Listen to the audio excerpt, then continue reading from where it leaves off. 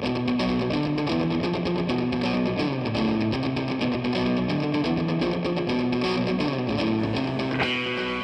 Pod, Episode 1019. Baron Quits the Payloaders.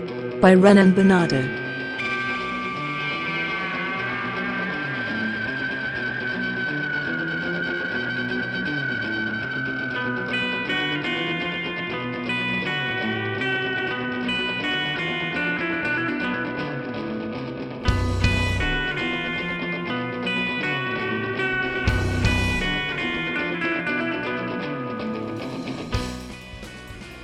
Hello, and welcome to Escape Pod, your weekly science fiction podcast.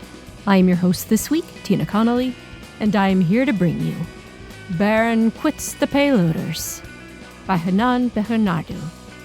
This story is original to Escape Pod.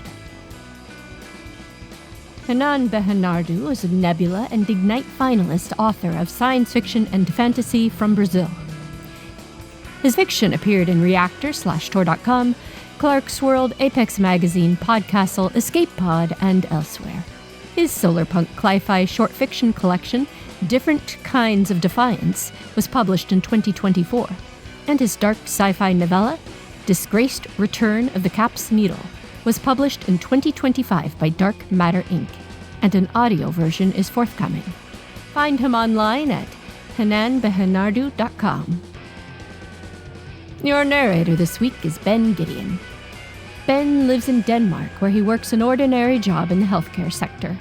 He is newish to narrating, but is a long-time horror and sci-fi geek, and he's very happy to be working with a podcast he's enjoyed listening to for years, and we're happy to have you, Ben. Your audio producer this week is Adam Pratt. Please note that this story contains references to the long-ago death of a teenage son. So get ready to visit the Spaceship Rock concert, because it's story time. Baron Quits the Payloaders by Renan Bernardo. Read by Ben Gideon. This story starts with a gig. 500,000 people from all corners of the galaxy, hands in the air, heads banging to our vibrant noise. You probably saw the venue on some feed already. It's the Amplitude, our spaceship, stage number 3, the one with an enormous radiation-shielding dome over our heads. Right now, the glass glistens with Marsanus tannish and gaseous massiveness outside. This is also how the story ends for me. How I want it to end. With a blast and nothing more. We are the Payloaders, the Starry Four, the a little slower than light vessel of rock and roll, 83 years minus 5, playing station metal across the galaxy and making folks go nuts. And for the first time in my career, I realize I'm done. That man with a faux hawk, a goatee and a tattoo of concentric circles around his left eye is Baron. Baron is me. Vocalist, rock star, 12 times face of the galaxy, and, well, that's pretty much all that's left of me. The woman a few steps from where I am on the stage is our multi-instrumentalist, Anna Z89X, Anna for the close acquaintances, A82827 SZ89X for her technical assemblers. She's a music android, fabricated with that young rocker jargon in mind. Born to be wild. Her left arm converts into a 6-string guitar, and she can play almost any instrument wirelessly to the amplifiers. Sax, keyboard, violin, you name it. Back there with that neat, close-cropped hair painted like blood, spanking cymbals, hi-hats, and smashing a double pedal, is Dakota, our drummer, my best friend and eternal sweetheart. We've been together for a few years. Sort of. We hang out together, make love, compose, and cuddle in after-gig exhaustions. It's solo time, i.e., my throat's nap time. As Anna shreds her guitar arm, I step back on the stage, fetch a bottle of water, and climb on the drum stand. I stare at Dakota. My face is probably revealing because they frown at me, and even miss a beat, but they're so good that they quickly realign with the solo. When the song ends, I remain on the drum stand. It's time for our encore, but I need to let it out of me because it's clocking in my throat and it's making my legs shiver. It can't wait anymore. I'm gonna bite up, Dakota, I say, leaning closer to them. They know the meaning of those words, removing my mind from my body and shelving it for good. You what? Dakota yells over the crowd's din. You can't do that.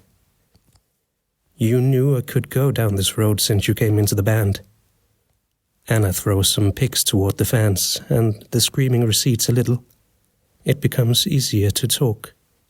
We're on a peak, Baron, Dakota says. 500,000 people coming to our ship to watch us. Do you know other bands that can manage that? No other bands. No other bands. They smash a cymbal as if to make a point. And it's true, no other band has an entire spaceship of their own. And do you know which other singer has lost his family in a tragic accident and had his label bite down his mind to a new body for the sake of everlasting success?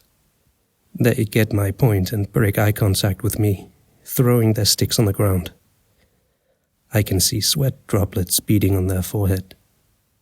Anna shreds a final provoking riff with a hint of wah-wah to the cheering crowd.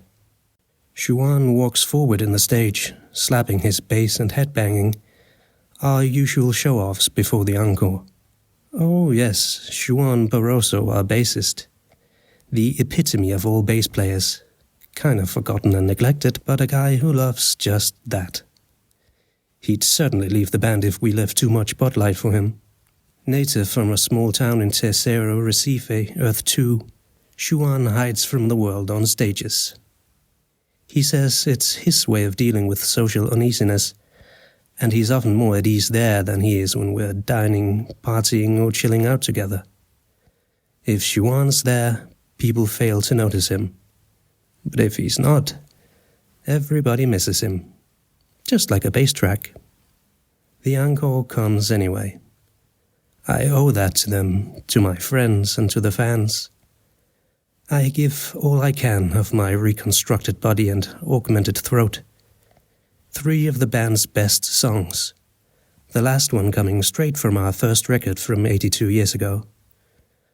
Up there on stage, I'm the Baron people love, the man who came back from the dead just because heavy metal never dies. All hair and energy and sweat. I keep my eyes open, focused on the frantic mob banging their heads to Last of Those Who Last. We're never gonna last, we don't mind. We're never gonna mind being the last. When I stop to fetch a kerchief and wipe the sweat on my brow, I see my dead son waiting for me behind my eyelids. I grit my teeth, singing the next verse with an unexpected intensity, making people go even crazier. Then the show's over, and tinnitus drills in my ears to remember it wasn't all a dream. I watch Marsana turn into a small pebble outside my quarters window. I lie in my bed, surrendering to exhaustion and to my kid. With him comes that bead of guilt I carry with me that insists I could have saved him from the accident that took his and Jess's lives. Lucas lights on in full detail as I close my eyes and rest my head on the pillow. I know it's him, and I know it's nothing but my treacherous neurons. He's smiling at me, one of his incisor teeth slightly crooked to the right. I draw a deep breath and see him running after a golden retriever in a park. That situation never really happened, but my mind makes it up anyway. I see Lucas guffawing, his cheap deodorant flaring up into my nostrils. If I look closer, I know which pores on his forehead are sweating, which muscles of his legs strain from the run. I can see things I didn't even register when he was alive, like the tiny clear spot he has on the back of his left knee. Dad, come here. It's not him at all, just something that my brain thinks he'd say in that situation. Still, it sounds in my ear as if he's right there in my ship's stateroom. My mind can pretend it's as if Lucas is still alive and create any new scenario out of it. I open my eyes and shake off the past, a bit indifferent to the tears that cross down my cheeks. Outside, Marsana is no more. All that's left is blackness. The thing about touring throughout the galaxy is you're almost never with your family. You're always distant, crossing through wormholes to get somewhere and play your shit. But once in a lifetime, they're there with you, for you, front row, all energy and jumping and headbanging, jawbones distended of singing and screaming. And that, of course, is when life decides to rip them off from you. We're in our 0G studio, floating with the lumpy sensation brought by inevitable fates. Yep, you know where this is going. Band talk. They all know it too. The wintergreen of Xuan's cigarette clings to the air like a sticky movie theater floor. Anna is static in a corner, her magnetic feet stuck to the floor. Dakota is lost among the tom-toms and cymbals and drums of their orb-like kit, swirling a drumstick and wearing the kind of grumpy face they do when there's serious talk coming in. Our eyes meet for a moment. The hint of a smile rehearses in their lips, then converts into a sigh. "Frickin' Dragon is gonna be pissed, you know," Dakota says, each word punctuated with a soft tap on the snare drum. I say I want to bite up, they'll let it. The label doesn't own me. Up for debate, Dakota shrugs. What about us? I knew the question would come, and among the few things I want to do before biting up, leaving my bandmates in a good place is the most important of them. I'm honest. Dragon's gonna send you all to hell. I love you guys and you're the most talented bastards I ever played with in this band, but without me, without this Baron figure, getting a label won't be so easy. You know how the business stinks. And us? Dakota raises her brows. I bite my lips. I leave the question hanging. The problem is, dear reader, that the Payloaders are important, but the Baron is a legend. The man I was, and who I'm still supposed to be, who once had a wife and a kid and a dream of becoming a rock star, is the only thing that's left of a bygone era. Think of John Lennon still rocking in the 2030s. Would people like it? Hell yeah. Would he like it? I doubt it. And that's who Baron is, a man who died and came back and forgot to die again. So we get unemployed. Dakota snickers. The us is back to being the band. Back to performing to miners and pirates in uncertified asteroids. No, I swivel, push my feet against the soft padded wall and cling to Dakota's drum kit. I touch their free arm, but they pull it back. I'll arrange so you'll have another label after I bite up. One that wants the band and not the Baron. I'll make sure it's in the contract, and the contract is made public, so they'll face backlash if anything goes wrong. And, of course, the amplitude is yours, split by 3, and all my money in shares. You're everything that matters, guys. So is this the end? Dakota's drumstick glides away from their hand. They don't make an effort to get it back. Let me put it in a headline-ish way. This is the end of the Payloaders. I gulp. That's it, isn't it? Putting it differently would be softening up things for them. Say something, Xuan. I stare at our bassist, wanting to evade the question a bit more. The smoke puffing out from his mouth coils up to the studio's filters. Let's play on Earth, he says, casually scratching his long black beard. Earth 1? I laugh, pivoting toward him. Why not? You're stoned, man. No, really. He shakes his head. Didn't you always want that? Didn't your... Lucas. You told me Lucas wanted to go there and you never... I close my eyes and bite my lips. Lucas is always the worst, the most painful. I'm what many teenagers would give money and blood for. A 105 years old dude with the body, vigor and voice of a 40 years old rock legend. But most people fail to look at me from the right angle. A man with a 105 years old mind and a 62 years old trauma. Who would have thought that having your mind stored, then moved to a new body, bited up and down, would award you with hyperthymesia of the life you led before? Lucas, dead at 19, and Jessica, dead with our unborn baby in her womb, percolate my mind as if my grey matter is made of sponge. I can recall... No. I can see them. From Lucas' cuddly hands and Jessica's cracked lips during his birth, to their O-shaped mouths when the rumble of the explosion shook everyone in the stage at Kurupi Station. I'm with Xuan. It's Anna who says that.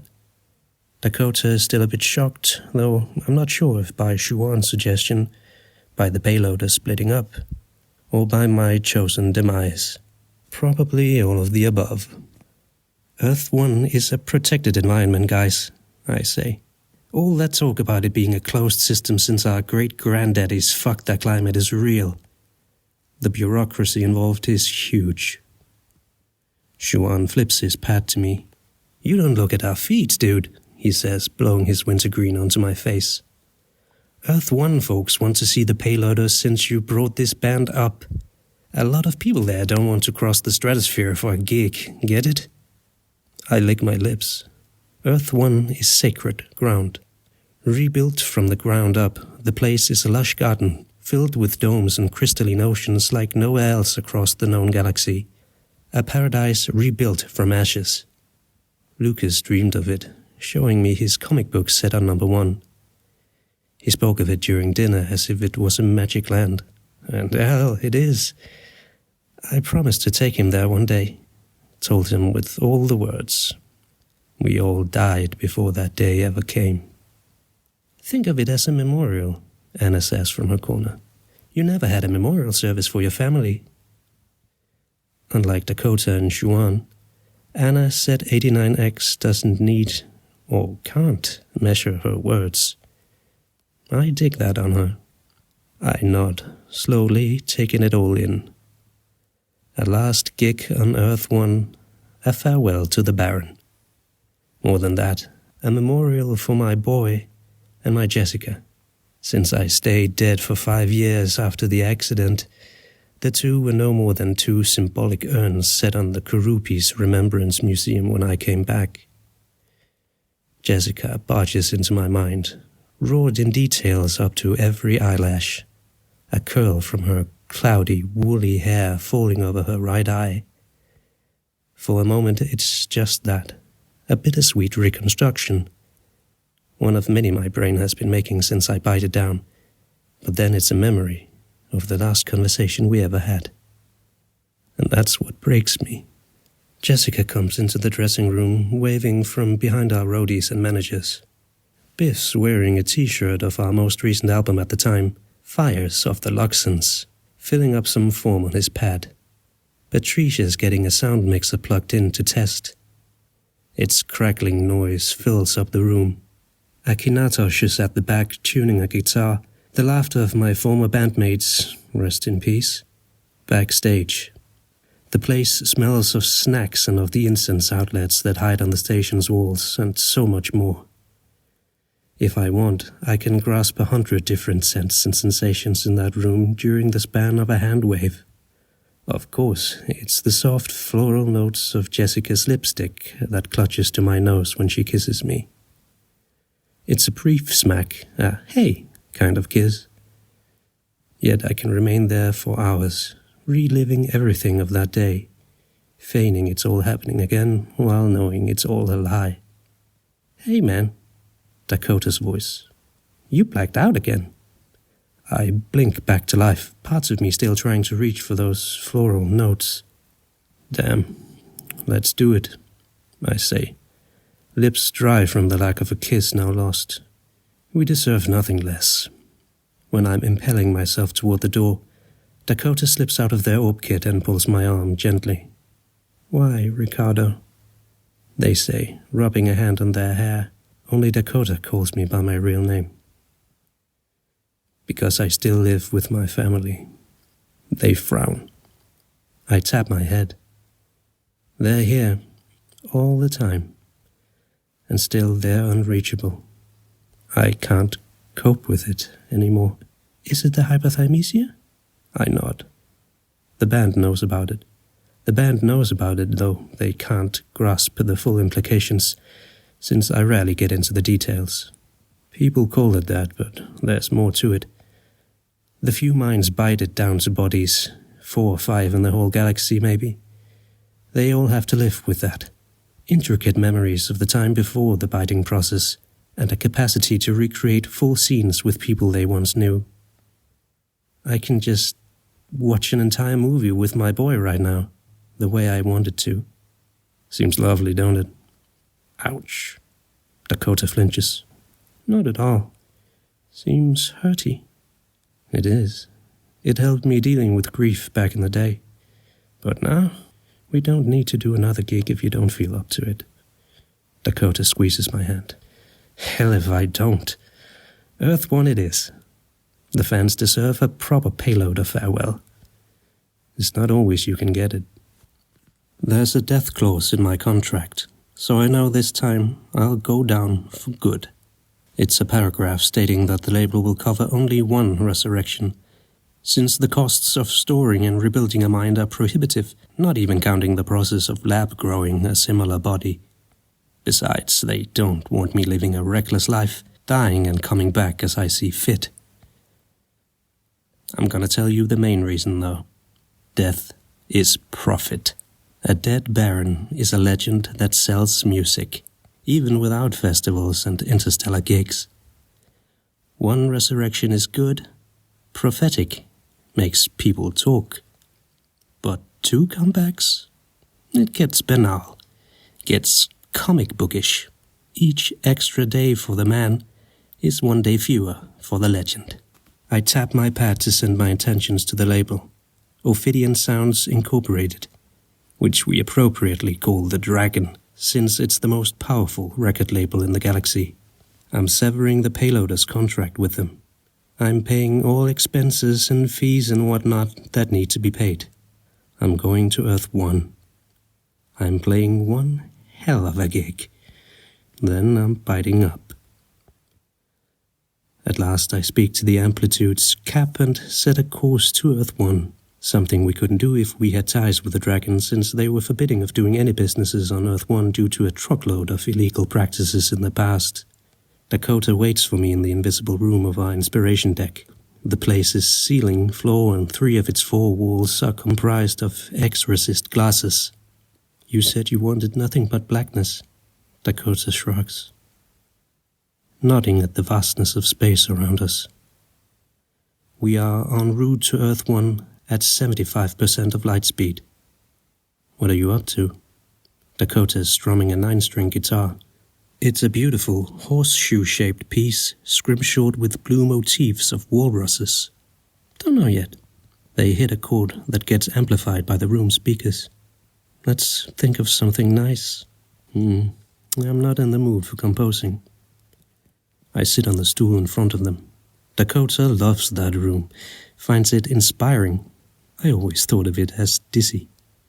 I've killed the Dragon. We're on our own then. Yep. And all the bureaucracy to play on Utopia? They grin at me, eyes fixed on their strings, delicately plucking a few notes, experimenting. Utopia.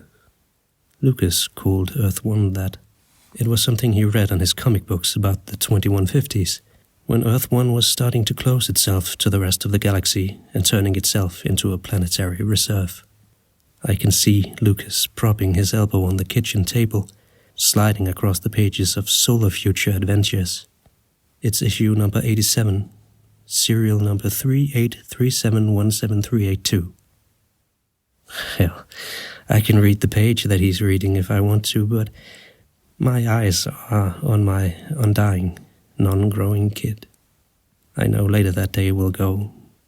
We went to a pizza place where I talked with Jessica about how happy I was for the Payloaders' first gig on Titan. If I linger too much on that memory, I can relive everything, up to the moment when we kissed goodnight and slept with a rare kind of lightness. What do you think? Dakota brings me back. I stared at them befuddled. You were somewhere else, right? I nod. Not sure if there's a scientific explanation for this, but the more I get older in this body, the more I drown into the details of my own pre-biting memories. Can I ask you a question? Dakota lays the guitar face up on their lap. I know you don't like to talk much about this, but since we're... The sentence lingers between being comfortable and uncomfortable. What are we, anyway? Did Jessica and Lucas bite up their minds before the... No, they didn't want to. Jessica didn't want her mind broke into yottabytes and scattered in a decentralized storage over 4 planetary systems. Lucas went along with her. They had the right to be bited up, being my family, but Jessica wanted to die very old in a solitary house on the terraformed pastures of Io. Why abdicate of something only humans have? Jessica used to say, one day we'll want peace and nothing else. What's that? Just something Jess used to say. I was indifferent to it at the time. I wanted to play, compose, and show the world my music and art. I loved the money that was flowing in too, of course. I became one of the richest men of the solar system back then. Can you imagine? I thought I was immortal. Didn't really care about mind uploads and the such. But hey, contracts, right? It was a non-negotiable condition. So here I am, alone with my over-detailed memories. You're not alone, Dakota says, picking back the guitar and strumming a few chords. I try to smile, but probably what comes across is a grimace. If not for Dakota, I'd probably be bited up already. I only never explored strengthening our connection because deep down, I always knew I had the option to bite up. But we've been dating for 4 years, almost since I bowed it down to this new body, when the label judged my mourning process had finished, and Dakota and the others were hired for the band. All of our pains, I sing, trying to fit a poetry I wrote a while ago into Dakota's melody, can be found in every corner. All of our delights, Dakota says, picking up a rhythm, finding something. Let's try it. I think it fits better. Go on. All of our delights can be found in every corner. I start tapping my lap, going on with it, a joyful sensation snaking up through my belly. I stare into Dakota's eyes, which are fixed on the guitar. I keep at it, purposely enthralling myself. I don't want to close my eyes. I don't want to see my family. Turn right, turn left, turn yourself into the dusk. To the beat. I laugh. You're trying to adapt it to the melody or turning my poetry into something cheery? Dakota shrugs. Their smile adrift in a quick, clean riff that's not exactly outrightly happy, but lively like the more peppy, party-like songs of the Payloaders' first years. We sink into this state, because it's a state we're in, lost in ourselves and our music in that pitch room, for 2 hours. In the end, we have my poetry all twisted and distorted and morphed into the sketch of a beautiful power ballad. Are you going to record this? I ask. I mean, a new album, after? They shake their head. This one is for me. After another minute of silence, in which I try to stay out of my mind, Dakota starts picking up their guitar on the case. Can we do it? They say. Get a permit to play on Earth 1? Shuan can, even without any label. Shuan is a bureaucrat disguised as a bassist. Dakota roars up a laugh. Labels are old-fashioned things brought back to life. Not unlike myself. Most of them went extinct after the 2150s, but became relevant again once there was a demand upsurge for shows on moons, stations, and spaceships. They're the ones who put all the bureaucracy together for those things to happen. And though they have no rights over creative work, they have over bands. It's hard to set up a good gig without them, unless you dream small. But Shuan has a thing for paperwork. He's one of those guys people call antiquated intelligence, meaning he likes to do the work that can be mostly done in automated fashion. When he walks into the room with a green Earth 1 miniature shining on his pad, I almost don't want to bite up. "We have an Earth 1 gig," he says, almost murmuring. It's like he's announcing something as trivial as eating salad. We applaud, jump, and hug each other as Anna's voice cracks in the speakers. "I watch everything and want some of that hug too." Kurupi Station explosion was a mess, the most impressive and appalling mess in the history of space structures. The gigantic ring station that orbited Albion was famous for its music subculture centered around heavy station metal. According to multiple sources, the genre had been born in Kurupi's cargo bays and hangar decks, an evolution of heavy metal mixed with space trance and wormhole punk. It got its name because the first bands used to hop from station to station across the systems to play their music. That started many years before the Payloaders acquired their own cargo hauler and turned it into a massive interstellar concert hall/cruiser. So festivals in Kurupi got crowded. Really crowded. There were days we managed to gather 800,000 people from 7 systems to see us rocking and screaming. If there's any comfort in this story, it's that when the tragedy happened, we weren't playing for a full house. Still, 200,000 people watching us, and 3 million throughout the station had perished. Terrorism, a design failure in one of the hundreds of fusion reactors. There was never a conclusive answer. Barely anything was salvageable. Lives were lost. The station metal cradle was no more. The Payloaders were lost. Baron was dead. I got back to life 5 years later. It was from watching documentaries and reading the news from the time that I saw what I really meant to a lot of people all across the systems. That's what kept me going after the comeback. I had no obligation to remain active, despite all the dragon's hope and veiled threats, of course. But I wanted to go on. I wanted to bring back the Payloaders and rock the galaxy. Jessica and Lucas helped me moving on. The thorough memories and the reconstructions my mind made of them were more than welcome at the time. Cap's voice crackles in my pad. ETA is 2 hours. I'm sitting on my bed, listening to the demo version of Dakota's song. They called it Dusk Delight with You, a duet. Dakota's singing is gravelly and sometimes fall into a pleasing hum that weaves perfectly with my higher-pitched tones. Should I mention I'm crying while listening to it? I am, though it doesn't say much. I've been crying a lot lately. All of our delights can be found in every corner. Turn right, turn left, turn yourself into the beat. Let it flow, let it glow. Don't be such a mourner. You're distant these days. I startle and lift up my head to look around. Jessica's on my desk, right below the iridium discs for fires of the Loxons and breathing us. It's the first time I've seen her as a memory projected in the real world. At least one of the other biter-down people mentioned phenomena like that in the papers I've read. I'm talking to you, she says, a deep frown on her brow. You're just my mind using my overly precise memories to fabricate this.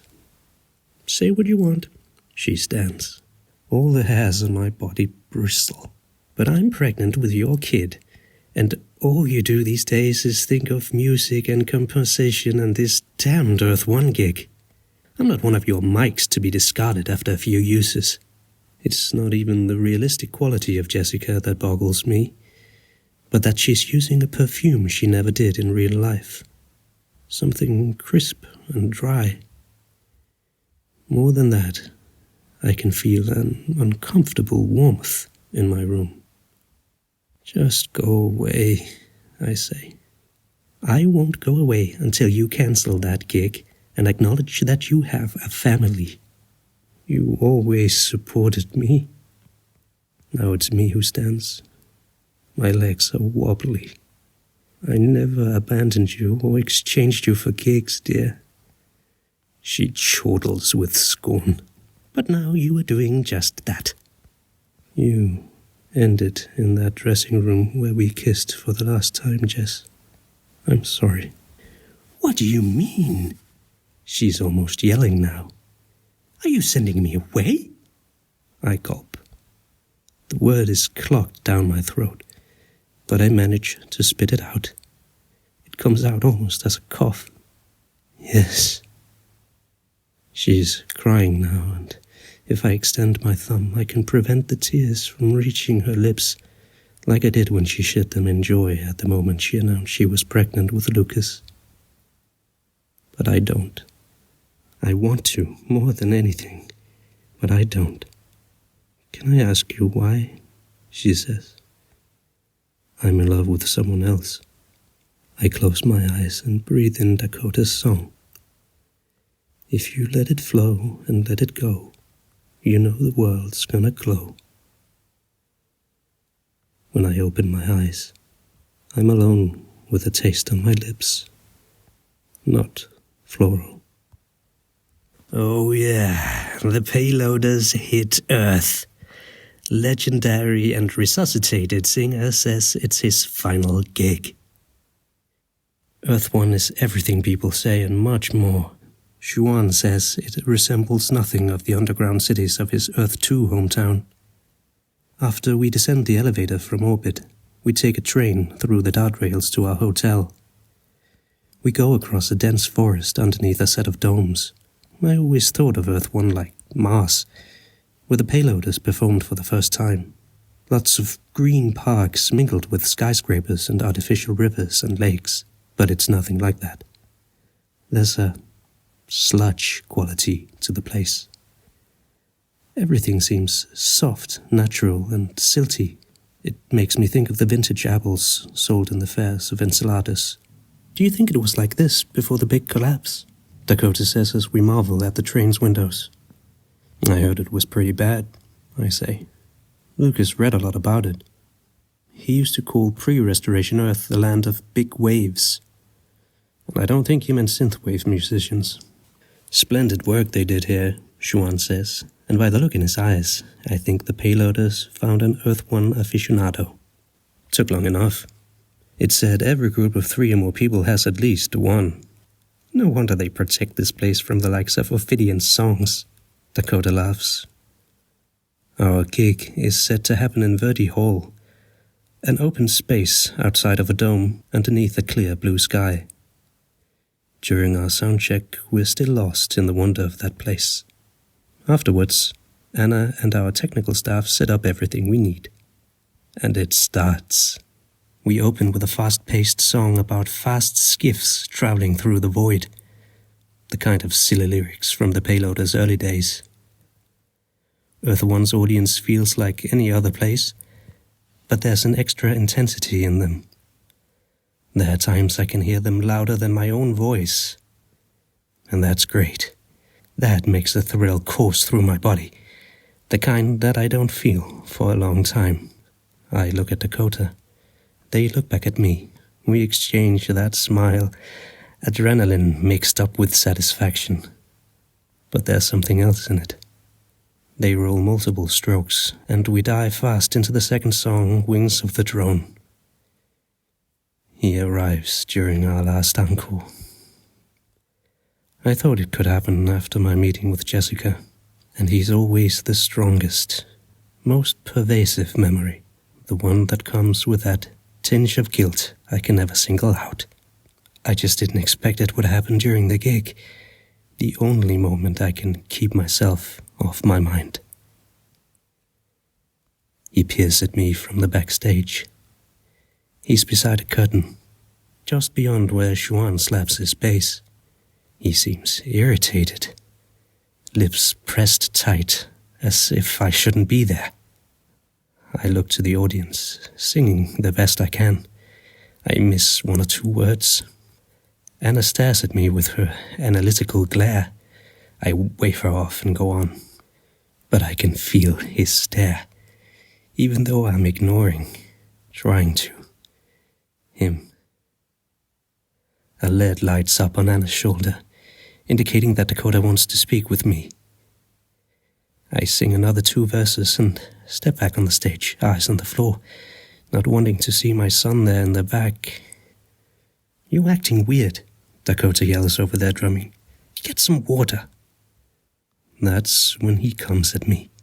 Despite all the screams and the noise, I can hear him as if we're alone in a silent room. He stops before me. You let me die. Somewhere in a world left behind, Dakota mentioned something about missing lines. I did let him die, yes. I do remember that now. Only now. When I was bited down to a new body, at least 5 doctors explained to me that some memories might be lost or buried deep in my subconscious mind. I thought they didn't know exactly what they were talking about, since I could remember almost everything of my pre-life in their most intricate details, mainly when it concerned my family. But now I see there are things I forgot, perhaps as a self-defense mechanism from this strange brain of mine. I let my son die at Karupi Station. In my gig in the front row, singing my songs. Lucas never wanted to go. He had a con at the same day. Jessica would certainly go to the Karupi show, but without Lucas. The last time he went to one of the Payloaders gigs, the band couldn't manage something so impressive as what we'd planned for Karupi. That hurt both my father pride and my rock star pride. So I made him go. I scolded him. There will be tons of cons to go to. Your mother needs you there. We'll be there as a family. I want you to meet the band. So we went and ended up having a good time. His last. I'm sorry. I tell the image of Lucas in front of me. That sliver of my brain that was always there after my comeback, but that is now complete. Anna, Xuan, Dakota, and the audience are mere blurs now. I understand I shouldn't have forced you to go. But you did and killed me. Come. Mom needs you. He beckons me to the backstage, as if there's somewhere to go. As if we can catch a skiff and go back to our old home in Sharon. I'm tempted to accept the offer, whatever that means. Lucas walks a bit further on the stage. Come on, Dad. I have a new Soul of Future Adventures issue to show you. He stops in front of the drum, and that's what saves me. I catch a glimpse of Dakota's gaze, even blurry and messy as everything except Lucas is right now. No, I tell him, stepping back. Go away. Dad, we need you. I was there when you did. Now you don't exist. Lucas opens his mouth and just hangs there, immobile, staring right through me with a shocked expression, his incisor tooth crooked to the right. Dakota. I make an effort to steer my gaze away from him, even knowing that's probably the last time I'd see him. I need only to accept his offer and make my dear son a perennial part of me. There's silence in the stage.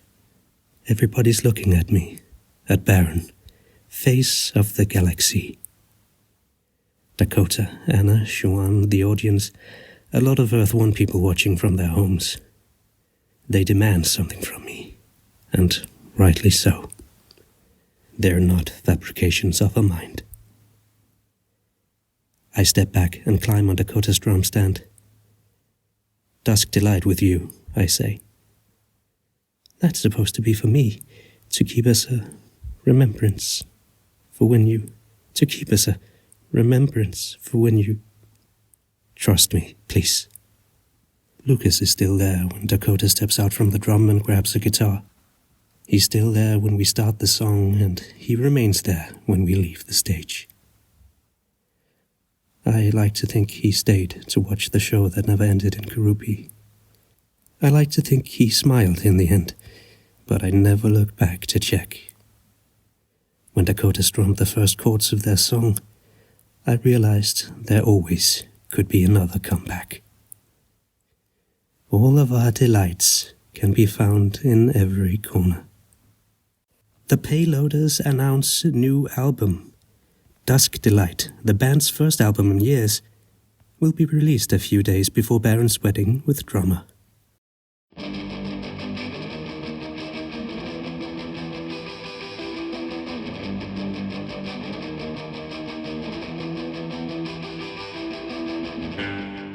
And we're back, and again, that was Baron Quits the Payloaders by Hanan Bernardo, narrated by Ben Gideon.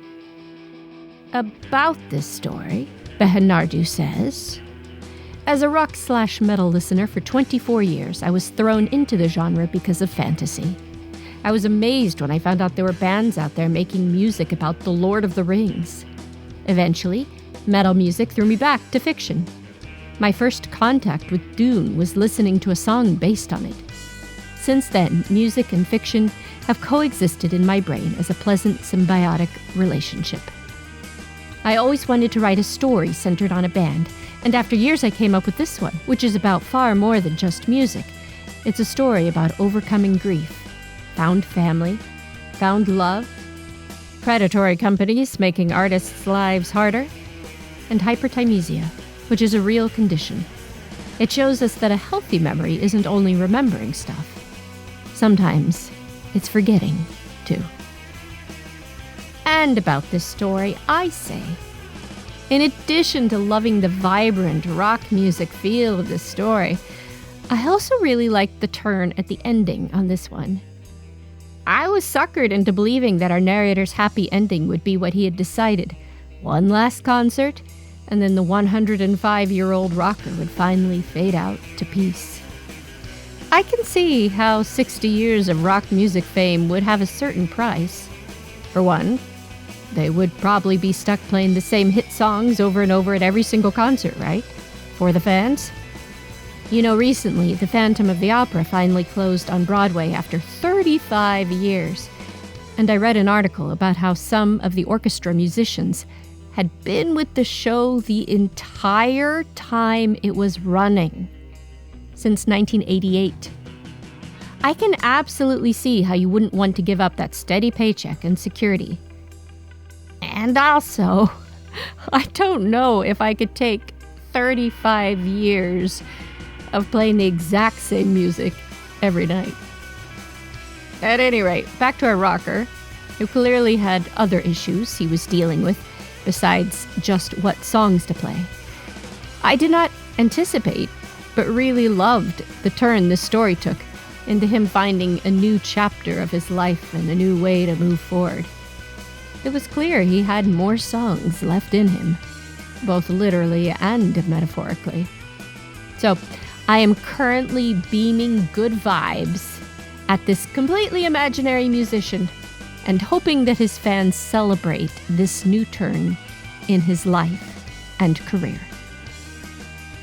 Escape Pod is part of the Escape Artists Foundation, a 501c3 nonprofit, and this episode is distributed under the Creative Commons Attribution Non-Commercial No Derivatives 4.0 International License. Don't change it, don't sell it. Please go forth and share it. Now, how do you share it, you ask? Well, in addition to your social media of choice, consider rating and or reviewing us on podcast listening sites such as Apple or Google. More reviews makes for more discoverability, makes for more Escape Pod for you. Now, if you're a new listener this week, then you may have missed our rollout news that we are going to be including brief ads that run at the beginning and end of episodes, but never, ever, ever in the middle. Now, if you wish to avoid those ads, get premium content, and support Escape Pod all in one fell swoop, then just hop on over to escapepod.org or patreon.com/EAPodcasts and casting your vote for more stories that jam with the music android with the left arm 6-string guitar. Our opening and closing music is by Daikaiju at daikaiju.org. And our closing quotation this week is from David Bowie, who said, "I don't know where I'm going from here, but I promise it won't be boring. Thanks for listening, and have fun.